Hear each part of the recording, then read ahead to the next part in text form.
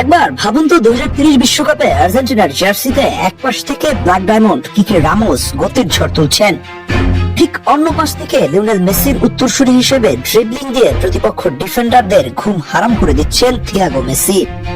ব্যাপারটা কেমন হয় বলুন তো?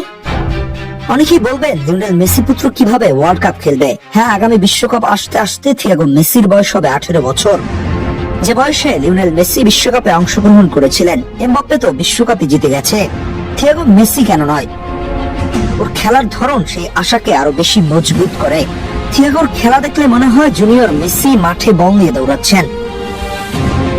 বলতে পারেন বাপকা বেটা, বিশ্বসেরা ফুটবলারের ছেলে বলে কথা। ফুটবলটা তো আসলে ডিএনএতেই আছে। অন্যদিকে কিকে রামোসের বয়স হবে তখন 21, যা ফুটবলের আদর্শ সময়। এই ব্ল্যাক ডায়মন্ড ইতিমধ্যেই আর্জেন্টিনা অনূর্ধ্ব-17 হয়ে 11টা ম্যাচও খেলে ফেলেছেন। বড় বড় ক্লাবগুলো ওর জন্য চাতক পাখির মতো অপেক্ষা করছে, সুতরাং স্বপ্ন দেখতে নাই মানা।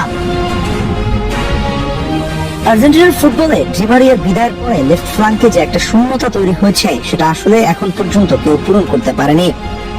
থিয়াগো আলমাতা কিছুটা আশা দেখালেও ওই অর্থে ওই জায়গাটা আসলে কেউই পূরণ করতে পারেনি। এবার এই জায়গাটায় দারুণ একটা সমাধান হয়ে আসতে পারেন এই ওয়ান্ডার বয় কিকে রামোস। ওর গতি, ড্রিবলিং, দূরপাল্লার শট কিংবা ফিনিশিং চোখ আটকে যাওয়ার মতো।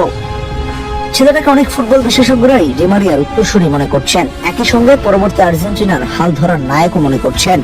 তবে সবকিছু বোঝা যাবে কিছুদিন পরেই, কেননা ধারাবাহিকতা ধরে রাখাই সবচেয়ে ইম্পর্টেন্ট। অপরদিকে লিওনেল মেসিও জানিয়ে দিয়েছেন এটাই তার শেষ বিশ্বকাপ। সেই হিসেবে তিনি আর আর্জেন্টিনার জার্সিতে পরের বিশ্বকাপে অংশগ্রহণ করছেন না। তাই তো তার পরবর্তী প্রজন্মের কেউ একজন আসলে মন্দ কি? আর সেই উত্তরাধিকার সূত্রে এই মুহূর্তে তার বড় ছেলেই বেশি যোগ্য। কারণ এই মুহূর্তে মাঠের ফুটবলে অনবদ্য থিয়াগো মেসি খেলছেন মায়ামির বয়স ভিত্তিক দলে।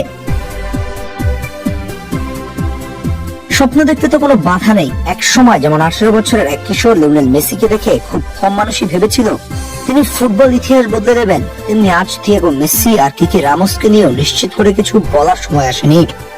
তবে প্রতিভা, পরিশ্রম আর ধারাবাহিকতা যদি ঠিক থাকে, তাহলে 2030 বিশ্বকাপে আর্জেন্টিনার জার্সিতে এই দুজনকেই একসঙ্গে দেখা অসম্ভব নয়।